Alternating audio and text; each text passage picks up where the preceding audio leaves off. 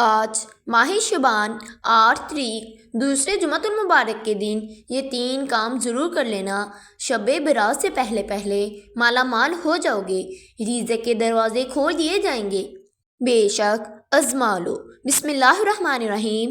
آج آپ ماہ شعبان کے دوسرے جمعۃ المبارک کے دن جس گھر میں یہ 3 کام کر لیے جاتے ہیں اس گھر سے غربت کا خاتمہ ہو جاتا ہے۔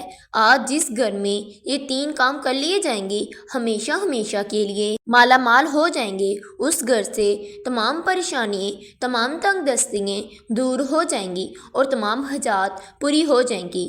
ماہ شعبان حضرت محمد صلی اللہ علیہ وآلہ وسلم کا مہینہ ہے۔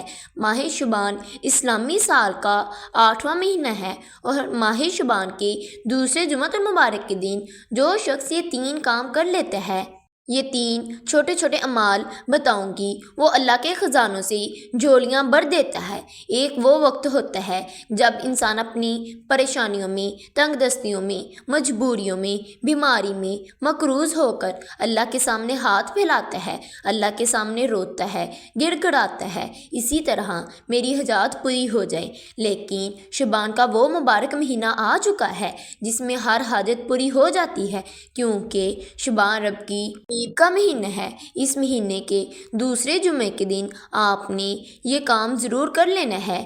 رب کے حبیب کے مہینے میں اگر کوئی ہماری غلطی کوتاہی، گناہوں کی پکڑ کی وجہ سے ان قبولیت کی گھڑیوں سے ہم محروم ہو جائیں گے، وہ لوگ جو بے بس ہو چکے ہیں، مجبور ہو چکے ہیں، وظیفے پر پڑھ کر تھک چکے ہیں، در در کی ٹھوکروں سے تنگ آ چکے ہیں، لوگوں کے طعنے سن سن کر تھک چکے ہیں، بہن بھائی رشتہ دار آپ کی غربت کا تماشا بناتے ہیں، آج یہ 3 کام کر لو۔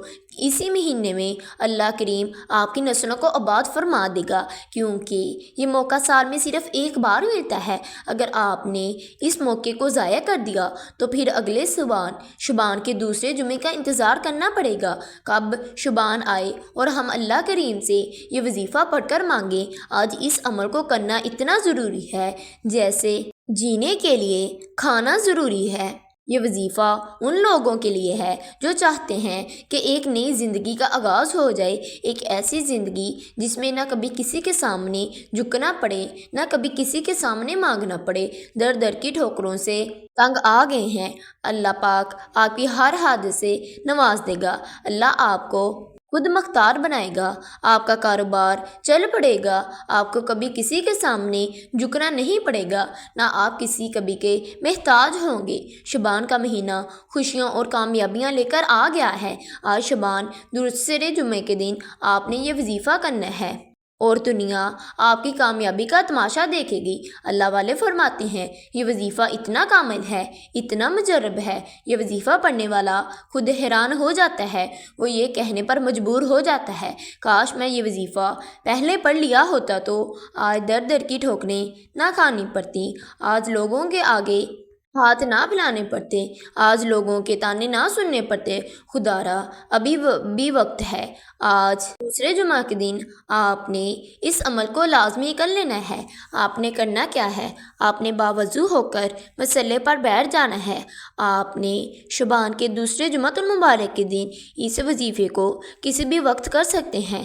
آپ چاہیں نماز فجر کے بعد کر لیں، ظہر کے بعد کر لیں، عصر کے بعد کر لیں، مغرب کے بعد کر لیں، عشاء کے بعد کر لیں، بہترین ہے آپ نماز ظہر کے بعد کریں۔ اس سے آپ کی جو بھی دعائیں ہوں گی، جو بھی حاجات ہوں گی وہ پوری ہو جائیں گی۔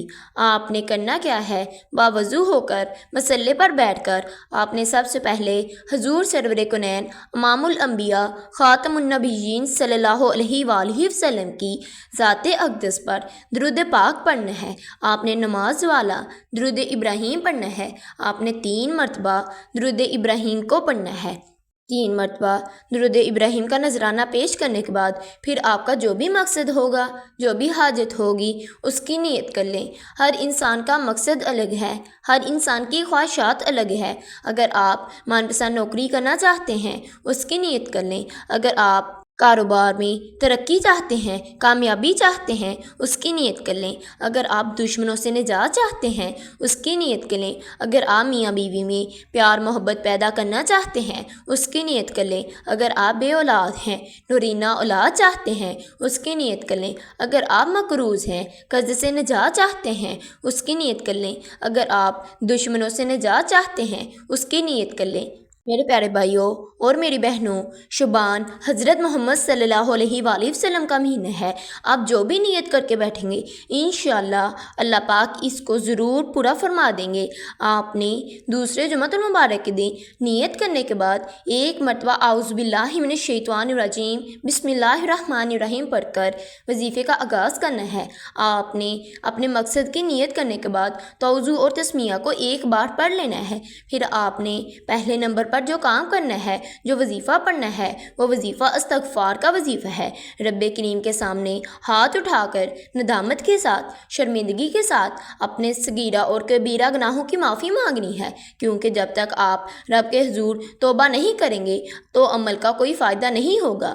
کیونکہ بعض اوقات ایسے ہوتے ہیں کہ تسبیحات تو پڑھ لیتے ہیں، بڑے بڑے وظائف تو پڑھ لیتے ہیں، لیکن اپنے گناہوں کی توبہ نہیں کرتے، جس کی وجہ سے وظائف ضائع ہو جاتے ہیں۔ ہم انسان یعنی جانے نہ انجانے میں کوئی ایسی غلطی ضرور کر لیتے ہیں جس کی وجہ سے ہم اللہ کی پکڑ میں آ جاتے ہیں۔ آپ روزانہ استغفار پڑھا کریں۔ اللہ پاک آپ روزانہ استغفار کیا کریں، اللہ پاک آپ کے تمام گناہوں کو معاف کر دیں گے۔ وہ بڑا رحمان ہے، بڑا کریم ہے، وہ آپ کے تمام گناہوں کو بخش دے گا۔ آپ نے استغفار کیسے پڑھنا ہے، کتنی بار پڑھنا ہے اور کون سا پڑھنا ہے، توجہ کیجئے۔ استغفر اللہ رب من کل ذنب و اتوب الیہ ایک بار ہو گیا، استغفر اللہ رب من کل ذنب و اتوب الیہ دو بار ہو گیا، استغفر اللہ رب من کل ذنب و اتوب الیہ تین بار ہو گیا۔ اسی طرح سے آپ اپنے ہاتھ کی انگلیوں پر یا تسبیح کے دانوں پر صرف اور صرف 313 مرتبہ پڑھنا ہے۔ آپ نے 313 مرتبہ استغفر اللہ رب من کل ذنب و اتوب الیہ کو 313 مرتبہ پڑھنا ہے اور اللہ پاک سے گڑ گڑا کر اپنے گناہوں کی سچی توبہ کرنی ہے، اپنے گناہوں کی معافی مانگنی ہے۔ پھر آپ نے دوسرے نمبر پر جو وظیفہ پڑھنا ہے، وہ وظیفہ یا مسبب الاسباب کو پڑھنا ہے۔ یا مسبب الاسباب کا مطلب کیا ہے؟ غیب سے اسباب بنانے والی ذات سے رستہ بنانے والی ذات، غیب سے مدد بھیجنے والی ذات۔ اگر تو آپ غیبی فرشتوں کی مدد چاہتے ہیں تو آپ دوسرے نمبر پر یا مسبب الاسباب کو پڑھنا ہے۔ جب کوئی بندہ یا مسبب الاسباب کو پڑھ لیتا ہے تو اللہ پاک غیب سے اسباب بنا دیتے ہیں۔ آپ نے یا مسبب الاسباب کو کیسے اور کتنی بار پڑھنا ہے؟ یا مسبب الاسباب ایک بار ہو گیا، یا مسبب الاسباب دو بار ہو گیا، یا مسبب الاسباب تین بار ہو گیا۔ اسی طرح سے آپ نے یا مسبب الاسباب کو 11 بار پڑھنا ہے، توجہ اور دھیان کے ساتھ پڑھنا ہے۔ 11 بار پڑھنے کے بعد تیسرا اور آخری وظیفہ جس کے بغیر عمل نامکمل ہے، آپ نے آخر پر سورۃ کوثر کو پڑھنا ہے۔ سورۃ کوثر کو پڑھنے سے آپ کی تمام مصیبتیں، تمام پریشانیاں، تمام مشکلاتیں ختم ہو جاتی ہیں۔ آپ نے سورۃ کوثر کو پڑھنے سے پہلے بسم اللہ الرحمن الرحیم کو لازمی پڑھ لینا ہے۔ آپ نے سورۃ کوثر کو کیسے اور کتنی بار پڑھنا ہے؟